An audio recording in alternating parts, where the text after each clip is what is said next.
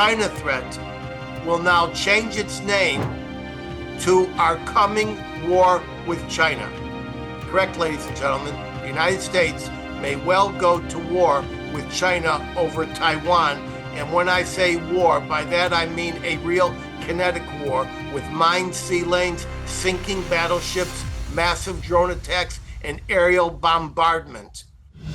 And now, The Edwin Black Show.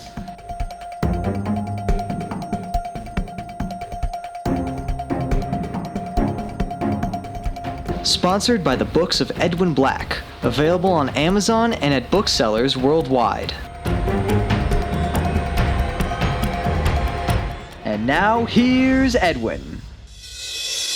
Hello, I'm Edwin Black, investigative journalist, historian, and human rights author of 300 editions in 40 languages in 190 countries worldwide, including IBM and the Holocaust, War Against the Weak, and my latest scoop book, Israel Strikes Iran.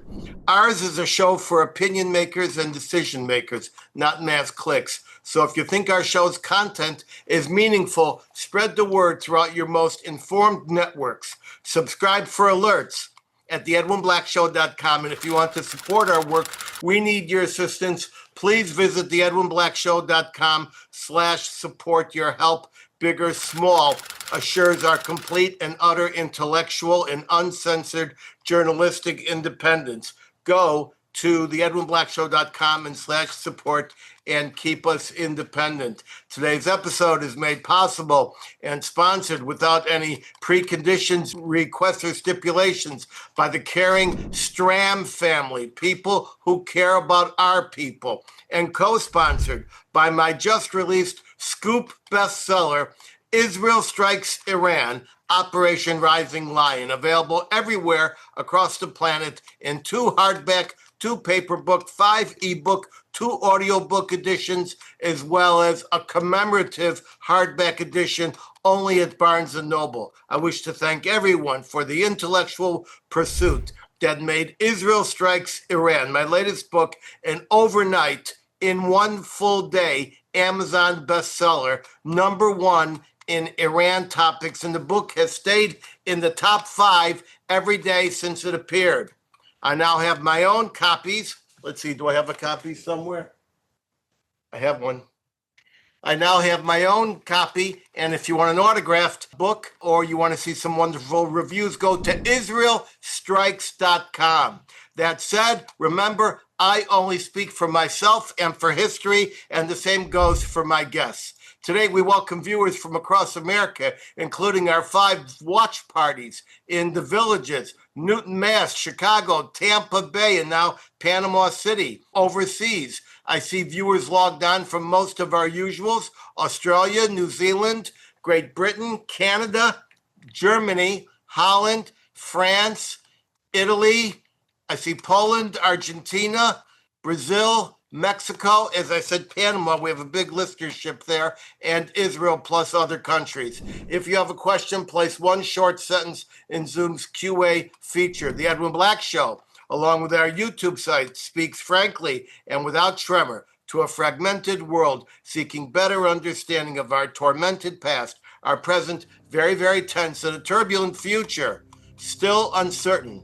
By the way, stay tuned for my special word of wisdom at the very end of the show, just before I sign off.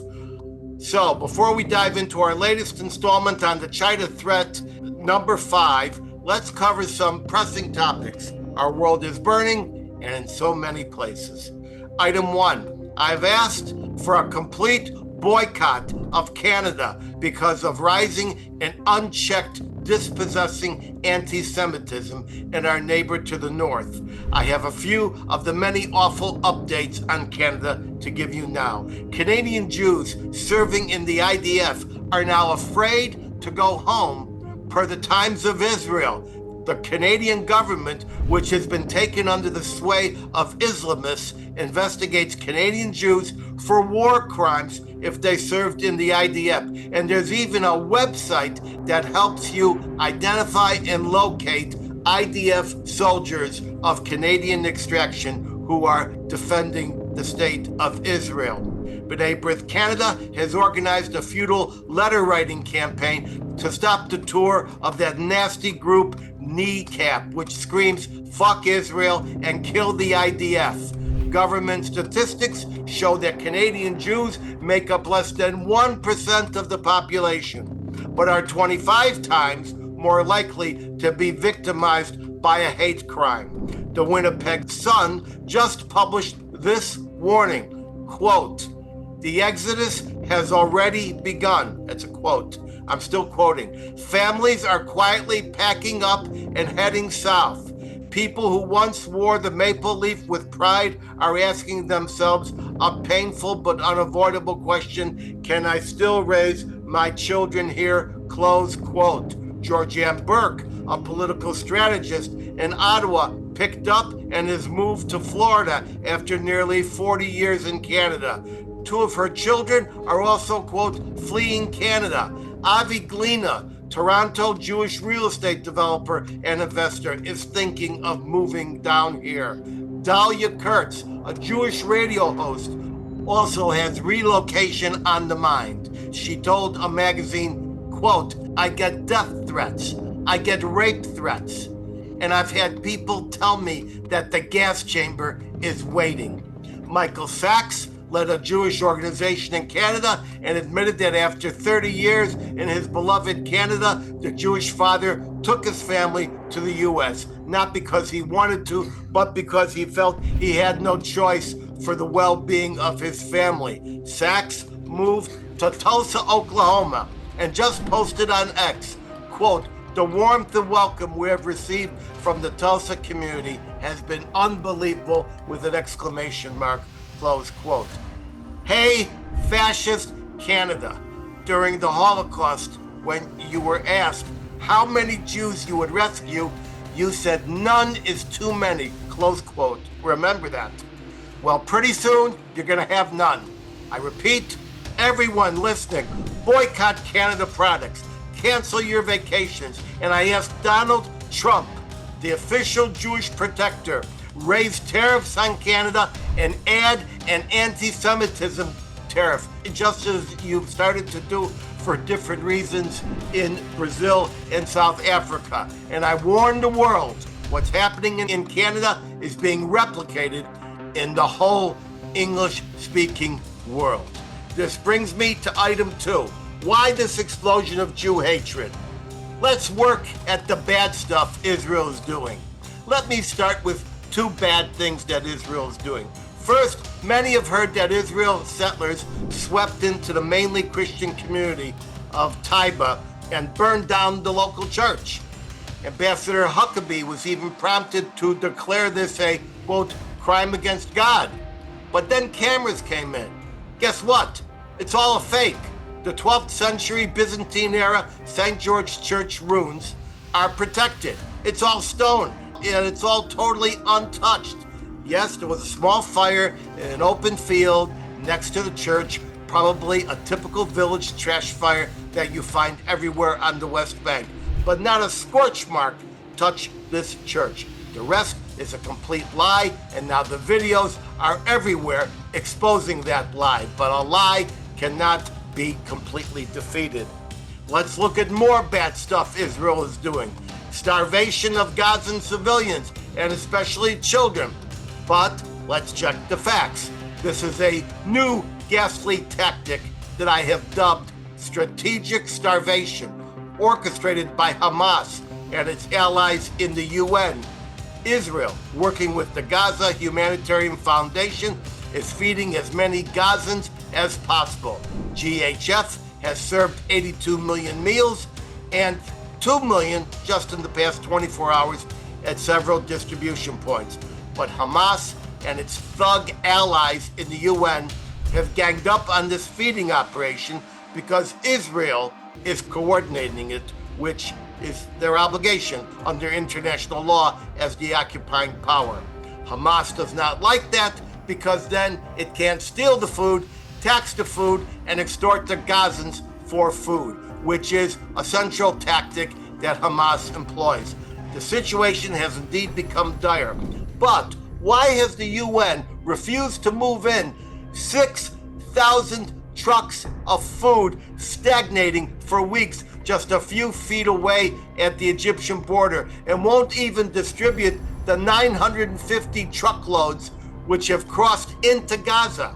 Hamas shoots people who accept the Israeli food packages. They put bounties on the aid workers and create a threatening crowd event at the distribution centers that make Israeli soldiers use crowd control measures, including bullets fired in the air. Hamas loves this, just as Hamas demanded its citizens go to the rooftops when Israel was going to bomb terrorist strongholds. Just as Hamas built hundreds of miles of terror tunnels crisscrossing the strip, but not one single civilian bomb shelter, so we have the Israeli government publicly demanding the UN distribute the food it has trucked in, yet the pictures and reports of frantic, starving civilians is a better war weapon than 100 RPGs and 100 UN resolutions. This is, as I say, write it down, strategic starvation, and just another reason why family tribal units in Gaza have taken up arms to rebel against this odious Hamas rule, and they are cooperating with Israel for resolution and rebuilding. And another reason, it's just another reason why the last molecular vestiges of Hamas must be wiped from this earth. The job is 75% done, and soon it may be complete. So remember, the Jews did not poison the wells. We didn't spread the plague. We didn't use Christian blood to make Passover matzah. We didn't throw the Black Sox World Series. We didn't start World War I, and lately we did not burn a still pristine stone church in Taiwan, and we damn well are not trying to starve the children of Gaza. Thank you. Item 3, the monstrous slaughter of Druze in Suweida. No one seems to care, as they say. No Jews, no coverage.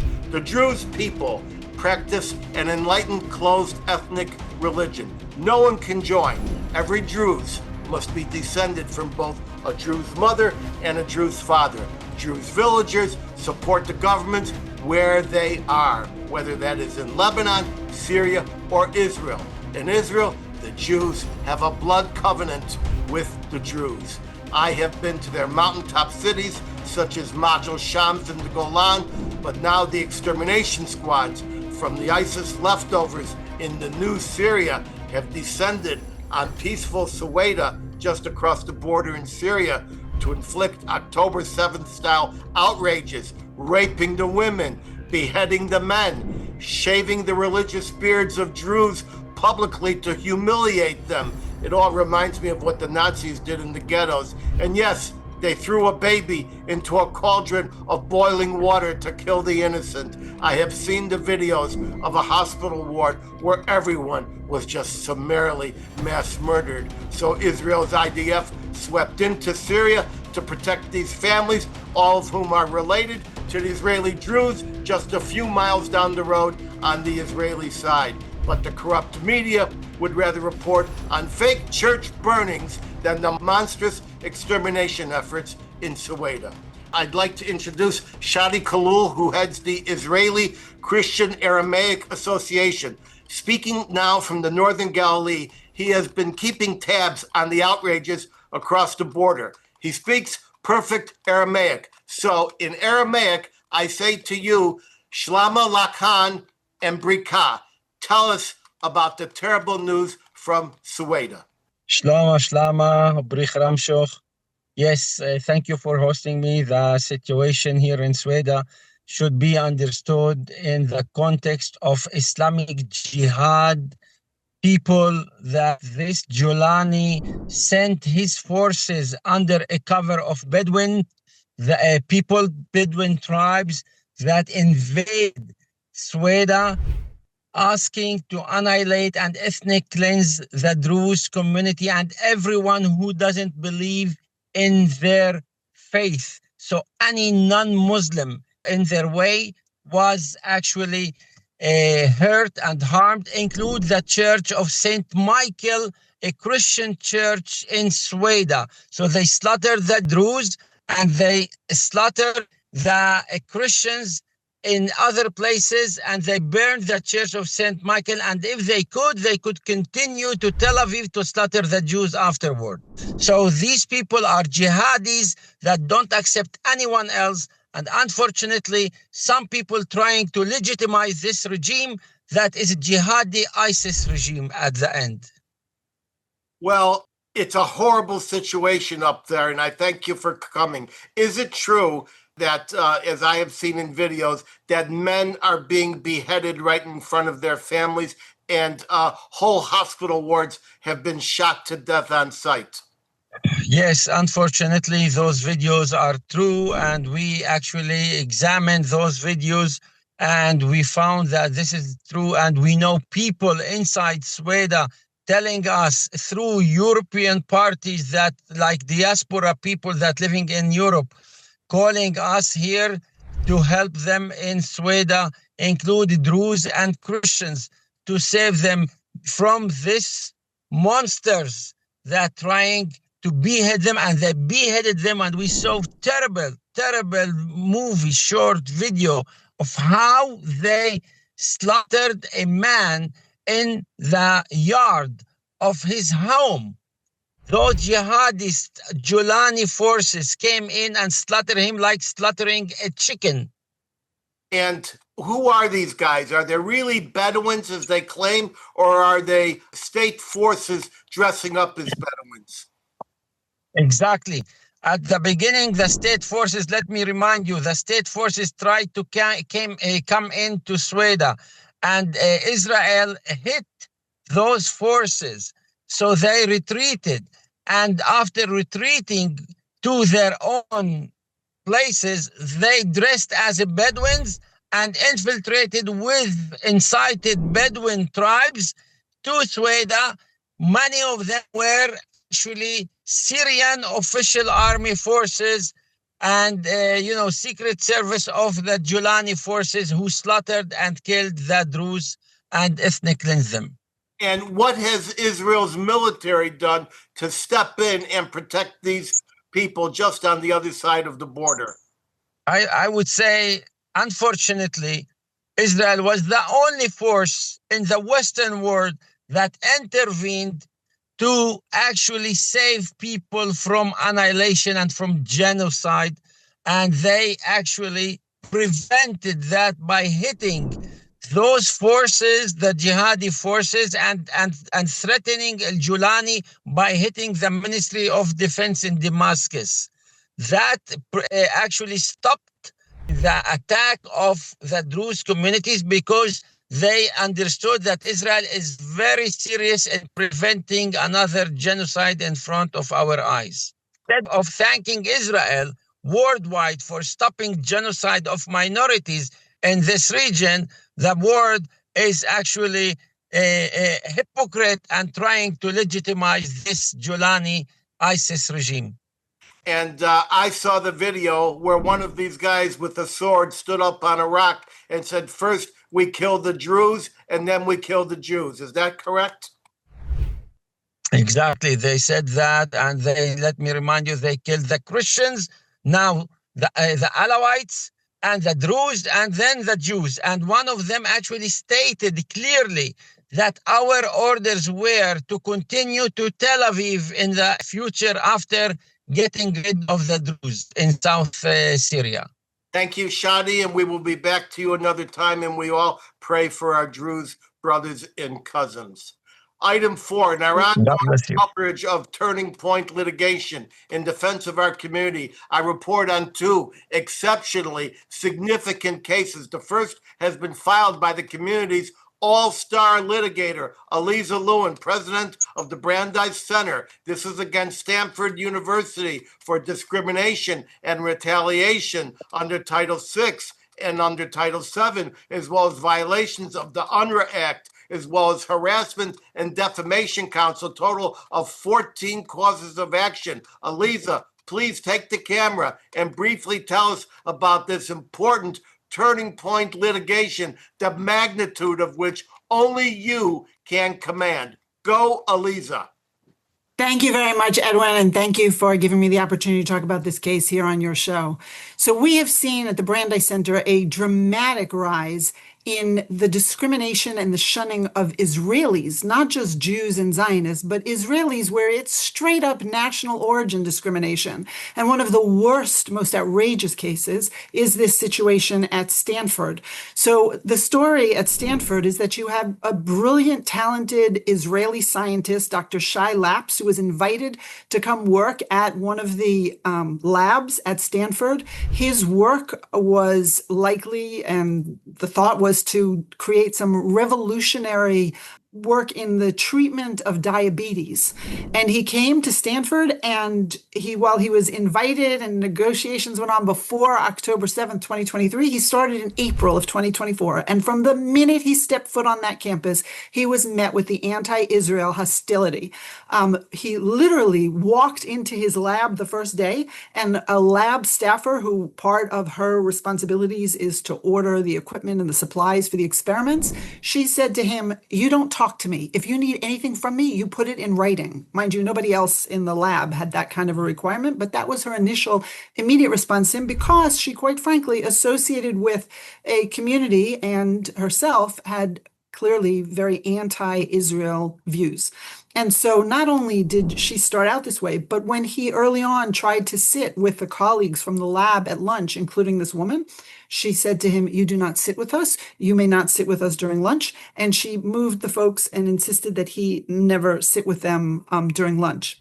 She continued to build this hostility against him in the lab. It escalated to the point where this same lab staffer clearly sabotaged his experiments, putting things into his actual experiments without his knowledge that would have totally skewed and destroyed the results of his scientific experiments. He did not listen to her when she suggested to him that he destroy the other samples. He kept them, and so ultimately at the end was able to demonstrate and show that she, who was the one with access, had clearly tampered with his experiments.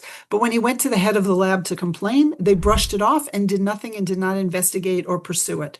This continued to escalate. They ultimately, because again, this individual insisted, right? Again, you hear about the Israelis on campuses. Often the line is, "Oh, it's not safe to be around Israelis," whatever that means. So once again, those kind of allegations are made. It's not safe.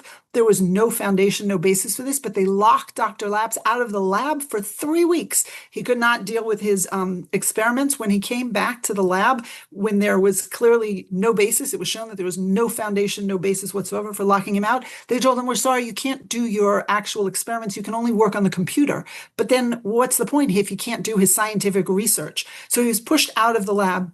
Then when that didn't work, they went and escalated even further and manufactured a bogus Title IX complaint against him, where the head of the lab called him in and said, "I've been contacted by the Title IX office to tell you that there is this harassment investigation going on against you, and I recommend and urge that you leave not only the school and the lab, but you should flee the country," is basically what the head of the lab told him. He said, "I could set you up at a lab in China." Well, Dr. Lapps was so concerned about this and shocked that he actually reached out to the Title IX office on his own and was told that there was no truth whatsoever to what the head of the lab told him, and that he was absolutely in good standing. The ultimate thing that they did is when Dr. Lapps had come to the lab, he and the head of the lab in Stanford had jointly applied for a 3-year research grant from the Juvenile Diabetes Foundation. This is the most prestigious research grant you can get in this field. And he was awarded this 3-year grant. The 3-year grant that Stanford had proposed included Dr. Lapps' salary for 3 years to do this research. Well, what happened is when he actually ultimately got pushed out of this lab, and what Stanford offered him was, because at this point he filed a complaint alleging the anti-Semitic and national origin discrimination, the university said to him, "Well, if you withdraw your complaints, we'll give you 1 year at a different lab to do this research." There was no way that Dr. Lapps could do the 3 years worth of research at another lab that was not designed and equipped and focused on the diabetes work. And he knew that if he were to go back to the Juvenile Diabetes Foundation with this alteration of the proposal, they would likely yank that 3-year grant, because they'd say, "What are you talking about? The proposal you gave us was 3 years in this lab. Now you want 1 year in a different lab." So they essentially forced Dr. Lapp's out because he had no choice but to then resign. And he resigned last February. And we now represent him and are bringing this case not only to rectify the damages that Dr. Laps has suffered to his research, his work, and his reputation, but also to try and compel Stanford to finally, once and for all, address its anti-Semitism problem in a serious and constructive way. Just today, it came out, there was a report in the Stanford Daily about how 2 co-ops, which are essentially like dorms at Stanford, were actually Judenrein. They had actually excluded Jews and Zionists from those dorms, and there was a complaint filed there. And it's not clear from the report whether the university has actually still recognized the anti-Semitism that was at play in that situation. So the idea is to compel Stanford to address its anti-Semitism and to also make Dr. Laps whole again. You know, Alyza, I've heard a lot of bad stories in my day, and I think that is one of the most outrageous examples of anti-Semitism and discrimination that I've personally come up against. And this is from illustrious Stanford, which I should also remind our viewers, if you'll read my book, War Against the Weak, was a pioneer in the genocide of eugenics done in the United States of America. So when did you file this suit and what's happening with it now?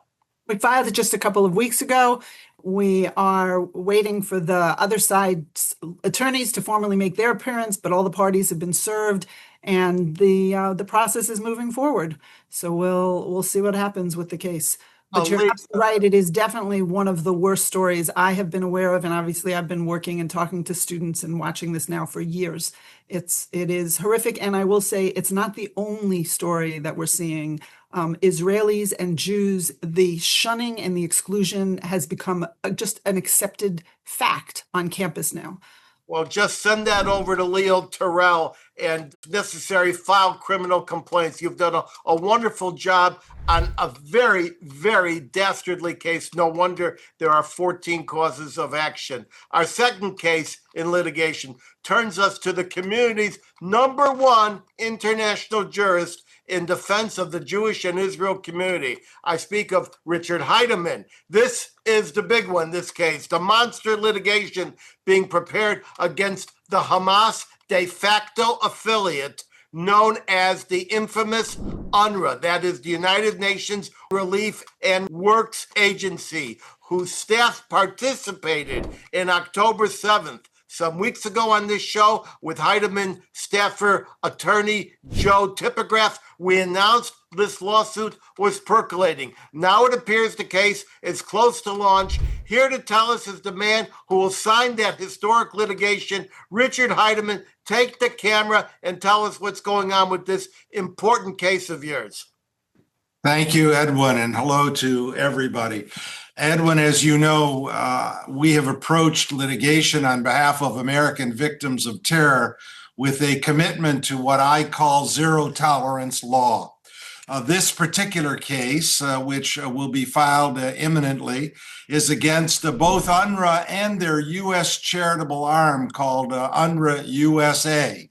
Our research done by Joe Typograph shows that when you go on the UNRWA website, if you're a U.S. taxpayer and you click to make a contribution, it takes you over to UNRWA USA to take your money. This case is about justice for American victims and accountability for the entities that knowingly supported terror. UNRWA has been in the sights of many people for a long time for the terrible way that they have kept the Palestinian people in camps and have failed to properly provide them with the aid that they deserved. UNRWA cannot hide behind the UN flag while functioning as a lifeline for terrorists, which is what UNRWA has been doing. U.S. law prohibits providing material support to terror, no matter your mission or your logo, and the American people deserve to know where their money goes and who it ultimately funds. This lawsuit is designed to not only expose UNRWA, but to hold them accountable, not as a humanitarian agency because they pretend to be, but they're not, but rather they're a willing enabler of Hamas's machinery of terror, as has been so clearly seen since October 7th and as a result of October 7th. UNRWA didn't just turn a blind eye. They actively provided the infrastructure, the funds, and the legitimacy that allowed Hamas and Hezbollah to grow and kill. Our clients are about approximately 200 American citizens who were murdered, maimed, kidnapped, and psychologically tormented, and their family members that UNRWA helped to make this horror possible. For decades, U.S. taxpayer money has helped to fuel this agency that radicalizes children, shelters terrorists, and perpetuates war under the false guise of humanitarian aid. There can be no peace while a United Nations agency funds indoctrination, stores weapons in schools, and shields terrorists from justice. We are demanding accountability and justice, not just for past atrocities, but to stop future attacks that UNRWA's ongoing support for terror makes inevitable. This is not a partisan issue. If any other organization were caught funding terror cells, training militias, and laundering money, we wouldn't call them humanitarian, we'd call them what they are: co-conspirators in providing incentives, rewards, and in giving them the tools to commit terror. October 7th, make it clear, was not a spontaneous explosion of violence. It was the product of decades of indoctrination and hatred taught in the UNRWA schools, and the material support given to and the protexia given to Hamas, much of it running directly through UNRWA. By preserving the myth that they've been operating to support and prevent Palestinian downtroddenness. Instead, they have been providing support for Palestinian statelessness. And UNRWA has held millions hostage, not to help them, but to preserve its own political power and budget. This case is designed to hold them accountable and to seek justice for American victims who deserve no less. I can certainly see that this is going to be turning point litigation, long overdue. When do we see this filed? Certainly, it'll either get filed tomorrow or it'll be right after the weekend.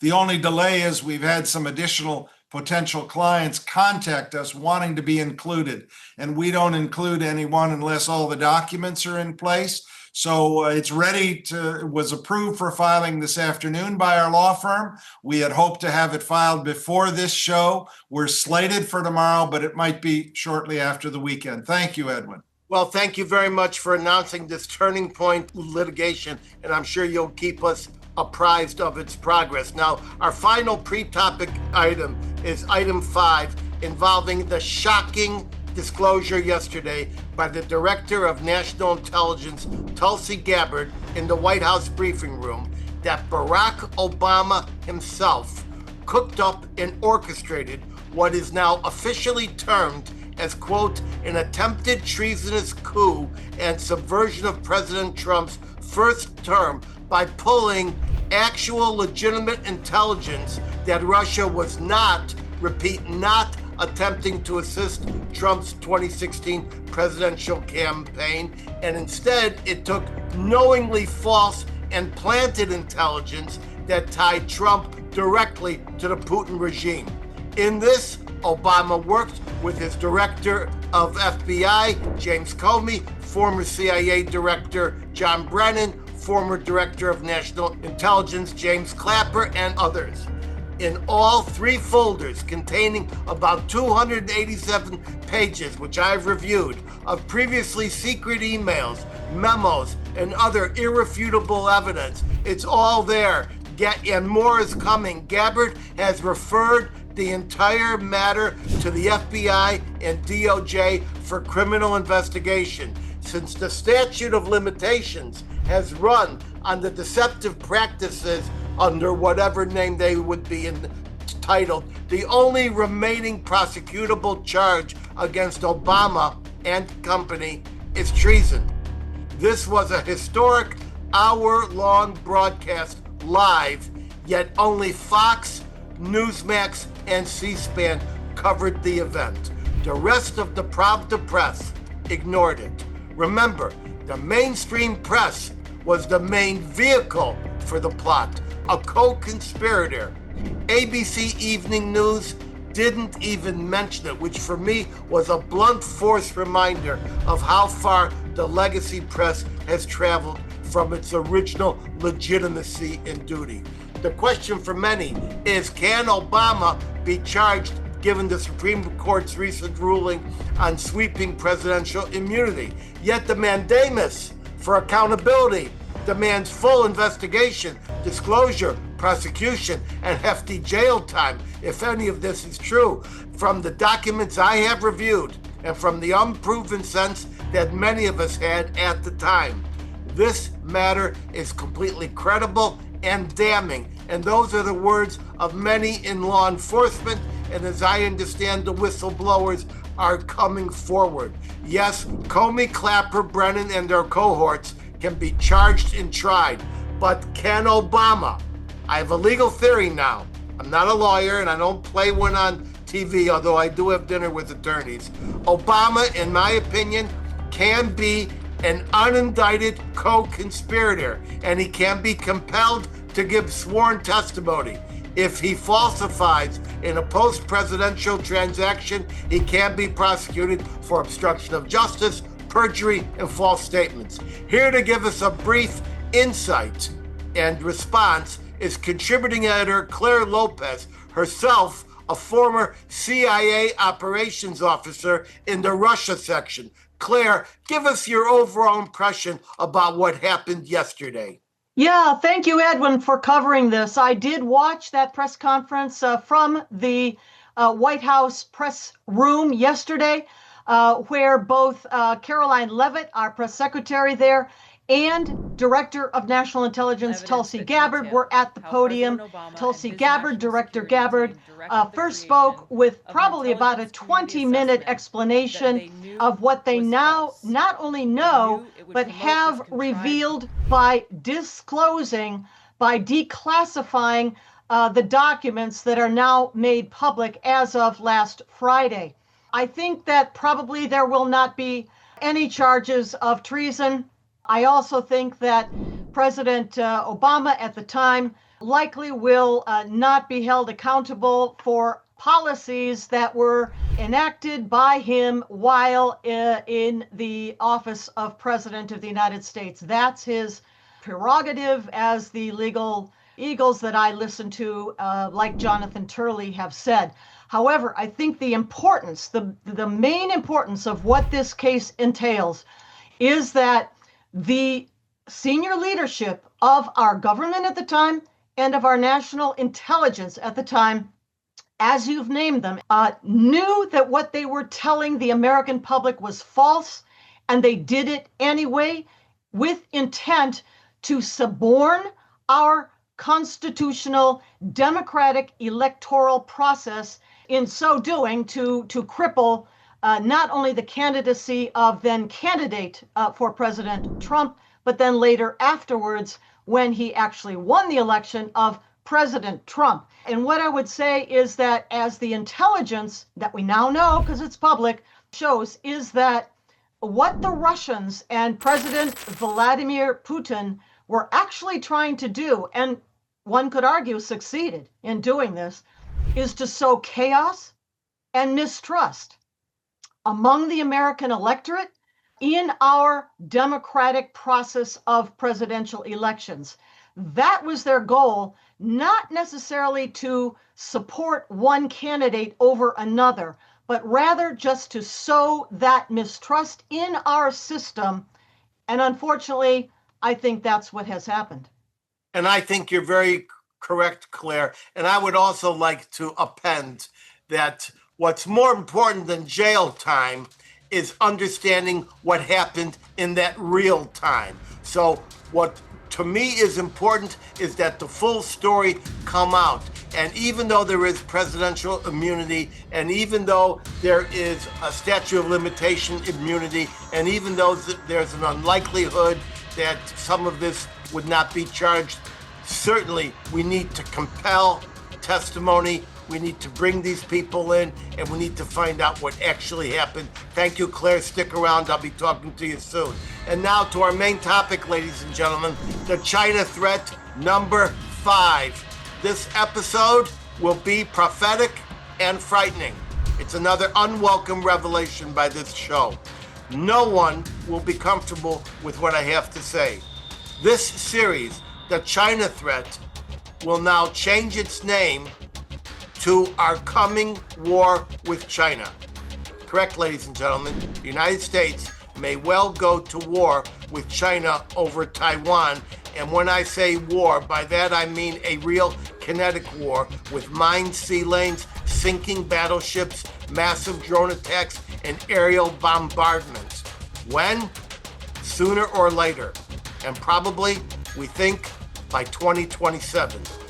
This war, if it occurs on or before 2027, it will ignite a global conflict, possibly nuclear, that will inflict profound impacts on the United States and other countries, our territories, and our people. Fact, China is no longer threatening to invade and conquer Taiwan. It is now openly promising to invade, and President Xi Jinping has demanded that his military accomplish the takeover of the island territory no later than 2027. The mainstream media isn't mentioning this nightmare scenario because the Pravda press is too busy politicizing coverage of the wrong things to warn us about a potential multinational nuclear conflict right around the corner.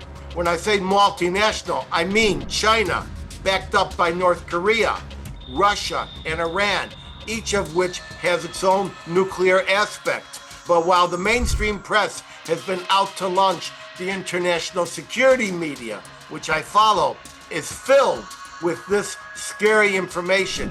Pentagon planners are openly and vocally confirming the war date is 2027.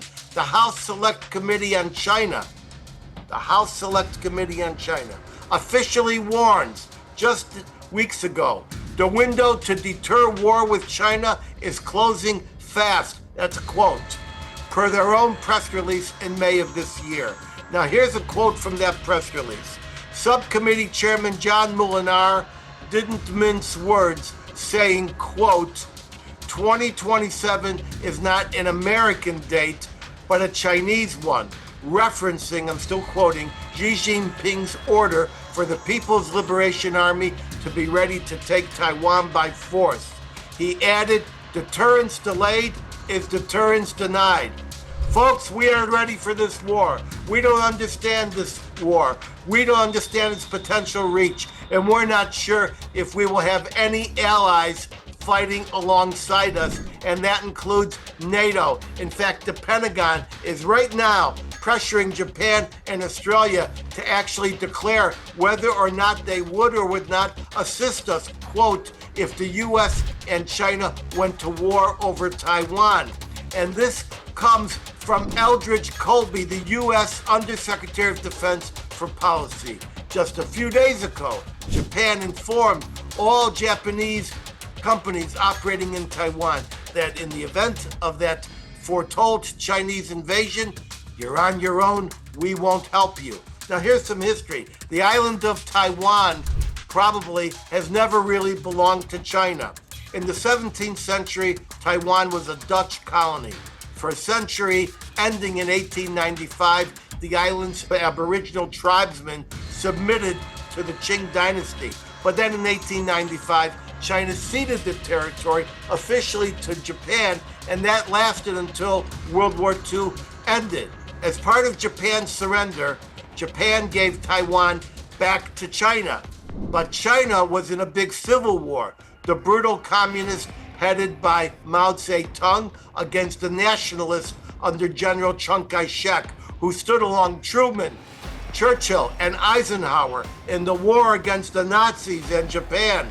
During the bloody Civil War, 2 million nationalist Chinese fled to Taiwan. Ultimately, by the time the United Nations came into force, Communist China became one of the permanent 5 controlling all UN activities next to Stalin's communist Russia.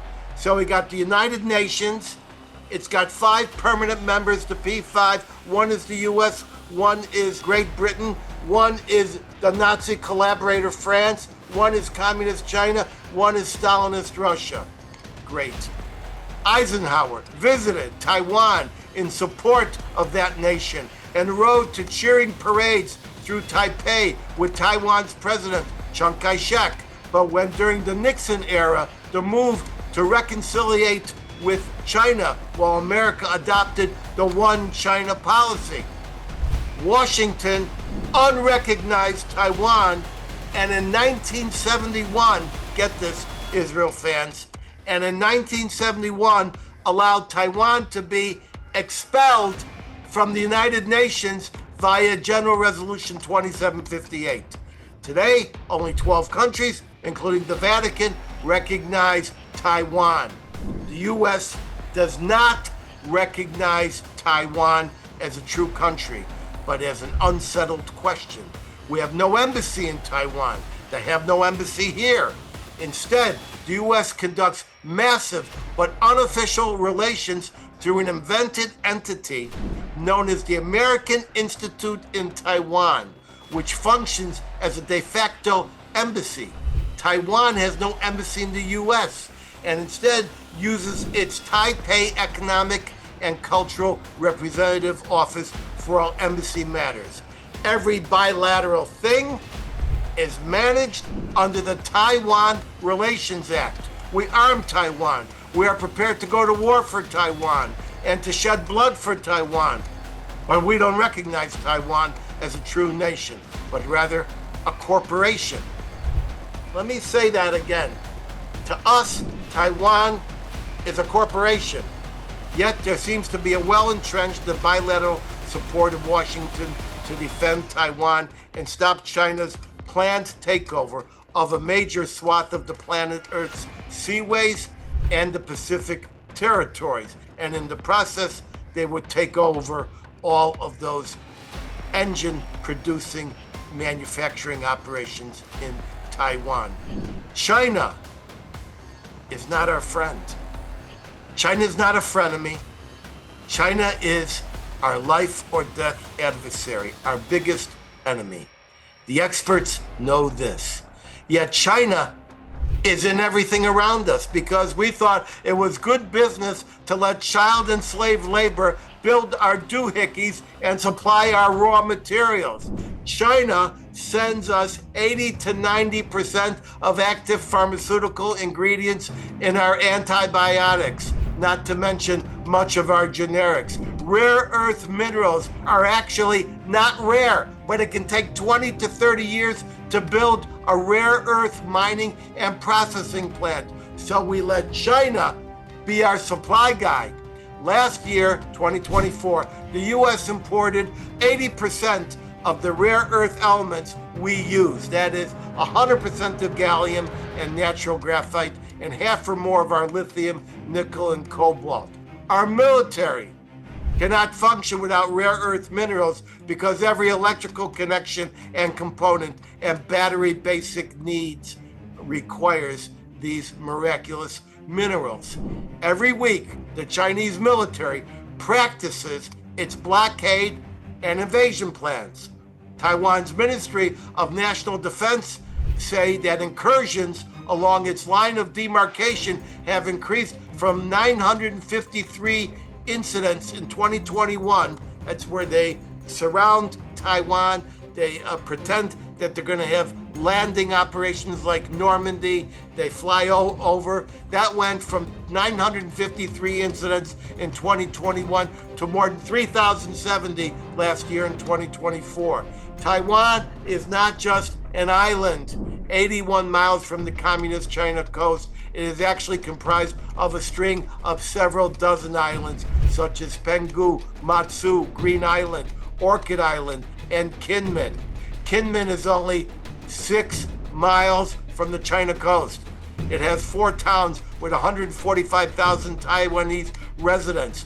Kinmen will be the first to be blockaded and invaded with Normandy-style landing ships, which China is building by the score, and then fake legal proceedings will be undertaken at the Security Council, which it controls, to label this entire operation a reunification. China has already been stockpiling gold in record amounts in case the Trump tries sanctions when this occurs. China's illegal blockade will be expanded to Taiwan itself and then to the Philippine Straits to block resupply. Remember, China invaded Vietnamese islets such as the Spratly and certain shoals and converted them into expansive military installations equipped for air and naval assault. When America tries to run the blockade, our ships will be sunk,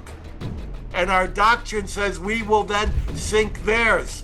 Taiwan has underground food warehouses for a few months, but their doctrine calls for firing U.S. and homegrown missiles at Chinese dams to destroy those dams and cause untold damage through the flooding. China has several undersea cable cutters that will turn off the world of communications in a heartbeat. This darkening can occur from the Taiwan Straits to the North Sea, where these cable cutters are cruising right now. Earlier this year, the Chinese Navy rolled out its newest cable cutter, which can now pierce armored-covered cables, and it operates at 4,000 meters in depth.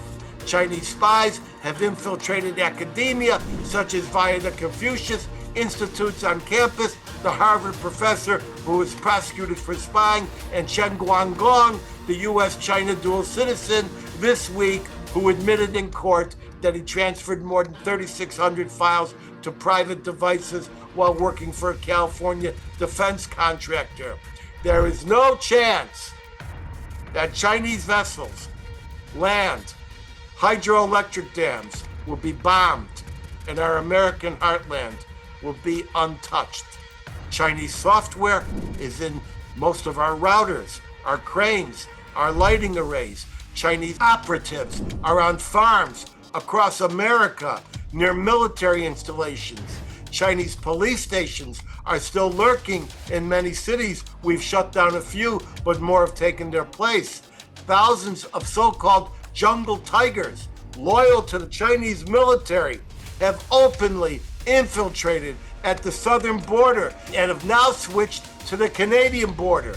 China is making drones as small as a mosquito, and I mean a mosquito. Defense planners worry right now about cargo vessels or farm buildings filled with drones which can attack our fragile, ancient electrical grid or deliver pointed attack on civilian and military infrastructure. North Korea, Russia, and Iran will all be brought into the fold. The Panama Canal may be blocked. And the U.S., not ready, not forewarned, and without allies, will have to decide whether we forsake Taiwan or draw a line in the sea, far, far away on the other side of the world, where our supply lines can't last more than days. And 2027, by the way, is the year of the next presidential election. With that, I ask you to take a deep breath, absorb a fraction of what I've said, and now I welcome our first commentator, Merrill. Eisenhower, none other than the great-grandson of the humanity-saving General Dwight D. Eisenhower. Merrill has followed in his great-grandfather's massive footsteps and is likewise devoted to a world of peace through strength and stability among the nations. Give us your take, Merrill. There's a lot in there that you just spoke of, and that was a lot of information, by the way, and I thought it was really well thought out.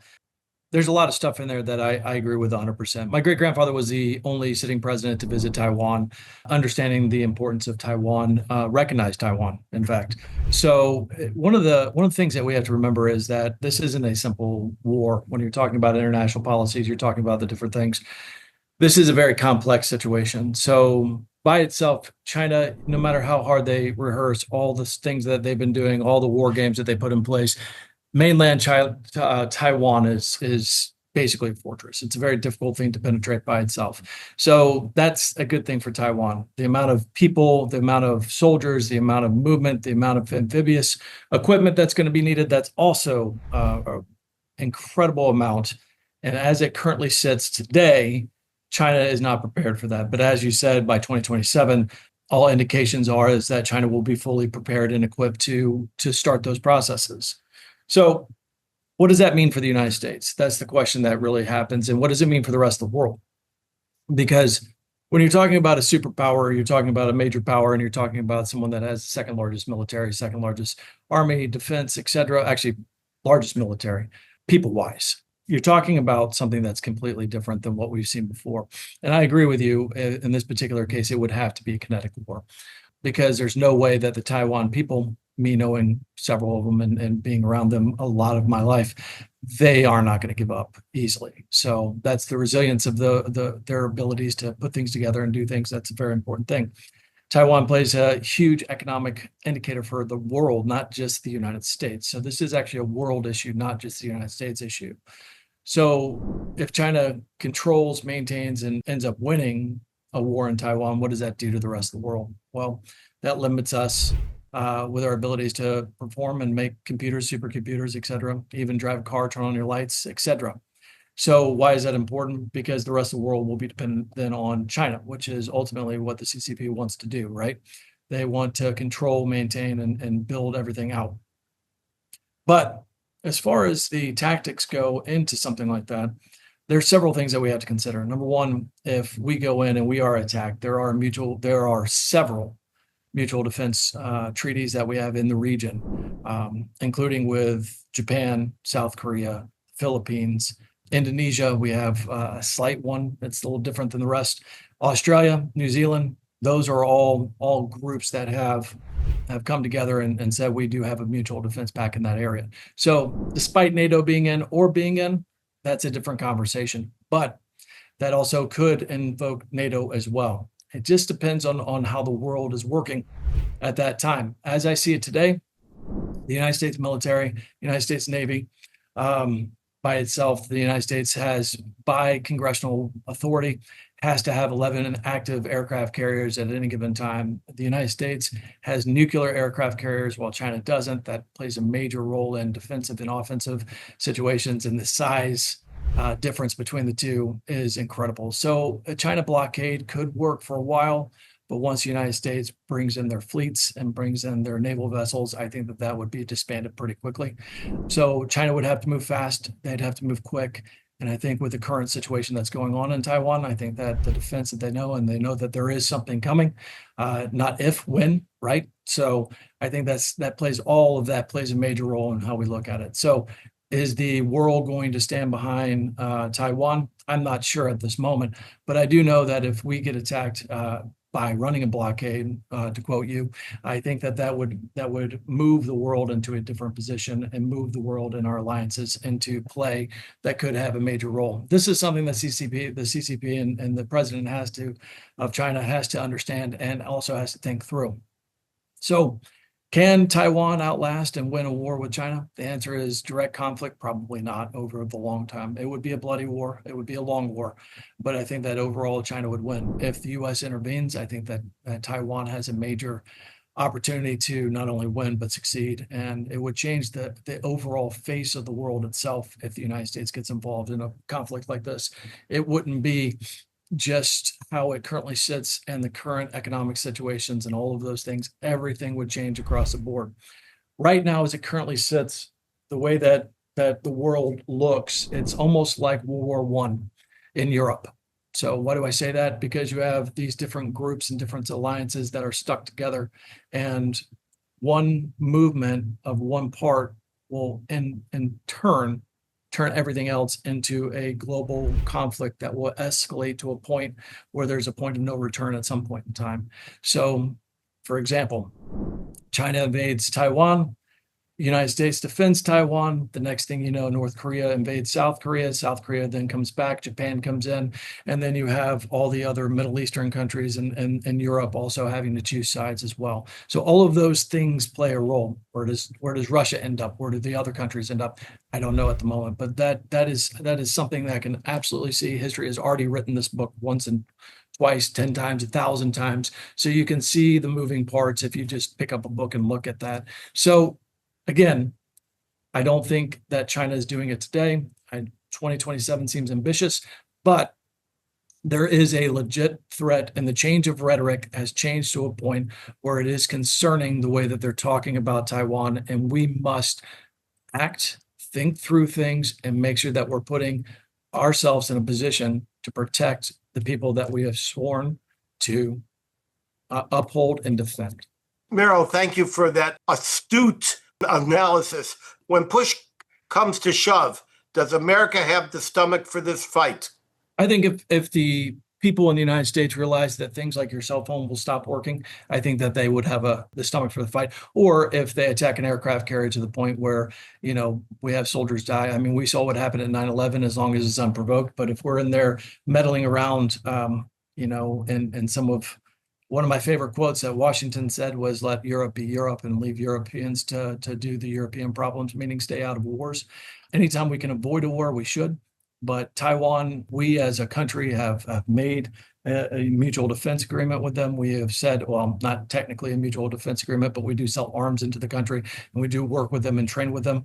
But we have, an understanding of what we should be doing. And Taiwan has always been one of those things that, in my opinion, is a vital, secure part of our national security. So I think that the United States people would understand that. And I think that give credit to the people.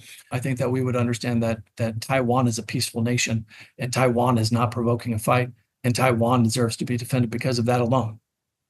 And when the man who runs the Taiwanese chip manufacturing company, which supplies 80 to 90% of the world's advanced chips, when he started this new chip manufacturing in the United States, do you think this played into his mind that it's possible that the Chinese in 2027 would be seizing his entire operation?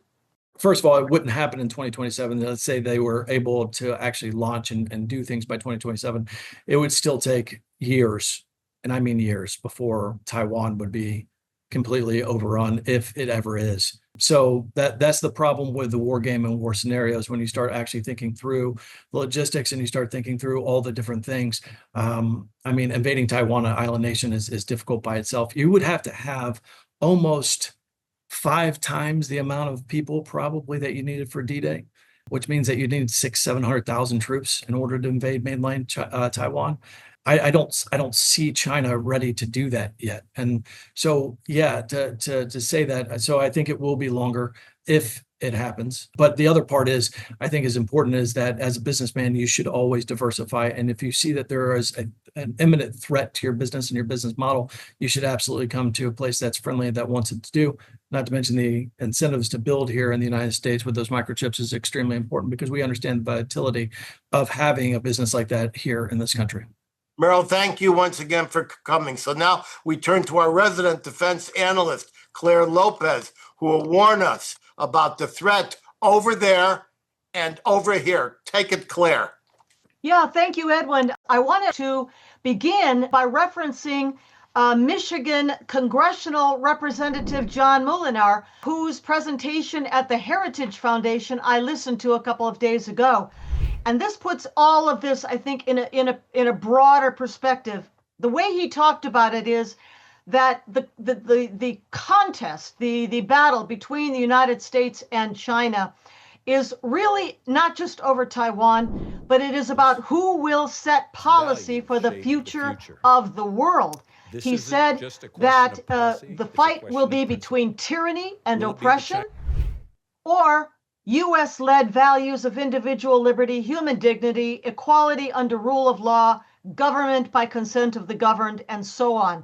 He ends by saying that freedom doesn't defend itself, that we must not only be thinking about China in terms of trade or commerce or tariffs or what have you, but also that we must be exporting freedom with moral clarity and resolve. Now, let me start with the kinetic threat that both Edwin, you, and Merrill have talked about, and that would be specifically over Taiwan, the South China Sea area. And Miles Yu at the Hudson Institute, speaking a few months ago, also talked about the fact that the CCP, Chinese Communist Party, and the People's Liberation Army are preparing for a hot war. It doesn't mean that it's imminent around the corner, but they're preparing for it. And the end game for them is to displace U.S. power in the world and achieve global dominance. The NATO leadership has also sounded the alarm over massive, quote unquote, Chinese military buildup and potential for Taiwan invasion. But again, that is not around the corner. That is a buildup that will, as Merrill said, take some years. I will also say that there is a connection with Russia in all of this. And just about a few days ago, earlier in July, this month, July 2025, the Chinese Foreign Minister Wang Yi spoke with the European Union Foreign Policy Chief Kaja Kallas in Brussels. And Wang Yi said, quote, China cannot afford for Russia to lose the war in Ukraine. Why? Because if that were to happen, all of our attention, Bridge Colby's focus, and everybody else's would turn to China and lose the distraction that the war in Ukraine provides for China at this moment. Let me mention just a few other threats very quickly. And I would say that we certainly know that China has, and the PLA together, civilian military fusion program, a very advanced, sophisticated offensive biological weapons program. We know, of course, that that's where the SARS-CoV-2 virus came from, released one way or another out of China to infect the entire world. That was on purpose. If anybody has ever read the 2003 speech by then Chinese Defense Minister Chi Haotian, he said very clearly in that speech that biological warfare was the way to clean up America and provide, and he used this word, Lebensraum, provide Lebensraum for Chinese to take over North America, both Canada and the United States. Let me move to the Los Angeles riots, the street riots that we're seeing violently spring up, and offensive attacks against our ICE officers and Customs and Border Protection agents too. There is a report out there now that there was backing for those riots that took place in Los Angeles back in June from Chinese Communist Party affiliated groups, including the Coalition for Humane Immigration Rights, California, CHIRLA, the acronym for short, that got U.S. funded NGO money. That's our taxpayer money. And that money went to a billionaire named Neville Singham, affiliated with CHIRLA, known to push Chinese Communist Party propaganda, linked himself, Singham, to the Party for Socialism and Liberation. So keep an eye on this mounting violence against our ICE and other Department of Homeland Security agents. One last thing I'll mention, and then we can conclude here very quickly.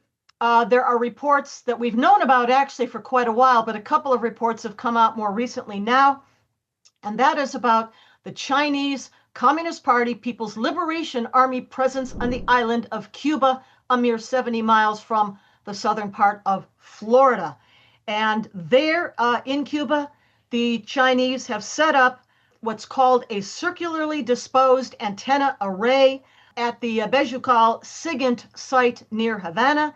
And that is raising alarm on Capitol Hill because that array is known to be there to capture SIGINT, signals intelligence from nearby United States, important sensitive installations like Guantanamo Bay, Kennedy Space Center, Naval Submarine Base at Kings Bay, Cape Canaveral Space Force Station, and others.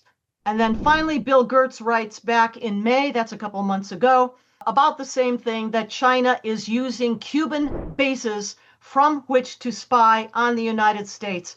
There's so much more I could say if there were time. The last thing I will mention is that the United States is penetrated, not just by 15,000 jungle tigers, which are a special forces battalion of the PLA, but by the United Front Work Department, which is the CCP controlled administratively under the Central Committee of the CCP for the propaganda work, not inside inside of China, but abroad and right here inside the United States. And that includes secret, well, formerly secret, police stations, secret service stations, and other presence. But the United Front Work Department, keep an eye on that. Okay, let me stop there because I know our time is short. Claire, that was extraordinary. We're going to take a moment to take one or two questions. I just have one question for you. Are we going to war in 2027? No, I don't think so. I would probably agree more with Merrill that the preparations by the PLA are going to take longer than that. Remember that President Trump is in office through 2028 and until January 20th of 2029. All right. Thank you. Let's take some questions here. The first question comes from someone who wants to know, how likely is it that we will see a mass exodus from Canada of Canadian Jews, just not one or two, but a mass exodus? And we're actually very fortunate because we're going to ask Sharon Polsky, one of our contributing editors in Canada, to answer that question. Sharon, grab the camera and tell us, is it going to be just a bit of an exodus or a mass exodus of Jews from Canada? Not just Jews, and really anybody who can is already, either they've already left or they're making plans to. I'm not kidding. It is to that point. We have immigration that's out of control, and it's not just the numbers that have swelled and made unemployment huge. We have a federal government that has a temporary foreign worker program that was supposed to be a stopgap. It's become a public policy way of keeping wages down. And there's hundreds of thousands of people welcomed each year and billions of dollars of taxpayer dollars supporting them. So getting a job is difficult. The hope of owning a home is remote. I am not kidding. I saw an ad for a home in Toronto, 500 square feet. I would call it a garden shed. It was $600,000. There's been court judgments where immigrants who are not yet landed residents, they have no status in Canada, have been given not so much as a conditional sentence. They've been released of all charges for sexual assault and for child molestation because the judge said it might interfere with their application for residency and citizenship. Oh, that's frightening, Sharon. We have another question here. This is from Thomas in London. He wants to know, can this war with China in 2027 be averted? Let's hear from Clare. Yes, again, I echo once more what Merrill has said. Unfortunately, he had to jump off the call here, but that the preparations by the PLA to invade Taiwan, which is a fortress, as he described it, will take longer than just 2027. There are other means of Chinese offensive operations against Taiwan, and they would include things that he mentioned, like cutting undersea cables, launching cyber attacks against Taiwan. But again, they are well prepared. Our job is to help them be a porcupine that is too much to digest for the PLA. But Claire, Kinmen Island is got 141,000 Taiwanese on it. It's 6 miles from the coast. It can be helicoptered in 30 seconds, and it's not a fortress like Taiwan is. There are these islands all over. And if the Chinese strategy to occupy these little tiny islands where hundreds of thousands of Taiwanese live, would that not draw out the Taiwanese, let's use the word mainland, the island home, into a kinetic war? It's possible, certainly so. And I would also mention that many, or at least a number of Taiwan's islands lie very close to Japan and its islands. And if those islands were to be attacked, that would inevitably draw in Japan, with which, of course, the United States is in the Quad alliance, India, Japan, US, and Australia. All right, we have a third question here from Mark in upstate New York. He wants to know, can people of Chinese descent be blackmailed into cooperation with mainland China? And the answer, well, you say the answer is yes, and I say the answer is yes. Yeah, absolutely, because it is law. It is Chinese law that any Chinese national located anywhere in the world is subject to the authority of the Chinese Communist Party, and specifically the Intelligence Service, the Ministry of State Security. And if that Chinese national anywhere were to be asked to provide information, to spy, to steal secrets, to do whatever, as a student, as a graduate student, as a professor, whatever, 1,000 Talents program, they would be obliged to obey and to provide that information, especially if they have family and relatives still in China who would be threatened were they not to cooperate. That's an old story there, that they would threaten the grandmother or the grandfather. And I want to be very careful with this. I want everyone to understand that we love our Chinese neighbors. There's a vulnerability. We've seen this in Russia. We've seen this with Turkish citizens in the United States. We've seen this with Iranian citizens in the United States. So, ladies and gentlemen, guess what? We're out of time. We could do this for hours. So I want you to hold for my closing word of wisdom, just 2 minutes away. But first, I want to thank my very, very knowledgeable guests. I mean, Merrill, Eisenhower, Alyza, Lewin, Richard Heideman, Clare, Lopez, Sharon Polsky, and Shadi Khaloul. I also thank my talented international team, including Carol in Maryland, Sims in South Africa, John in Japan, Christine in Indiana, and Holly in Nashville, as well as many others in numerous additional cities around the world. I'll see everyone back here in 2 weeks at 3 p.m. Eastern. You want to be a friend of the Edwin Black Show, go to the edwinblackshow.com/support. Keep me independent. You want to hear me in person? Watch my website for events. Consult my events page at edwinblack.com. Until then, head over to any Barnes & Noble in the USA or any Amazon, Walmart, iTunes Books, Google Books,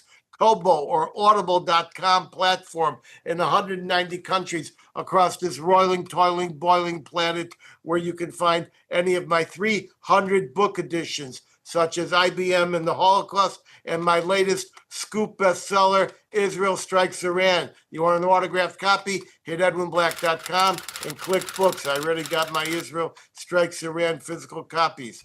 Get access alerts to participate live in future shows at the edwinblackshow.com, and you'll see a much enhanced and exquisitely produced version of this show and prior episodes by subscribing to our YouTube channel at The Edwin Black Show and click the notification button like tens of thousands of others have.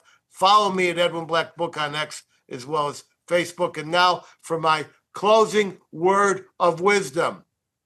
Defeat the shadows of falsity with the illumination of fact. I'm zooming out for our nation's capital. Bless all of you. Pray for all that is unfolding before our very eyes.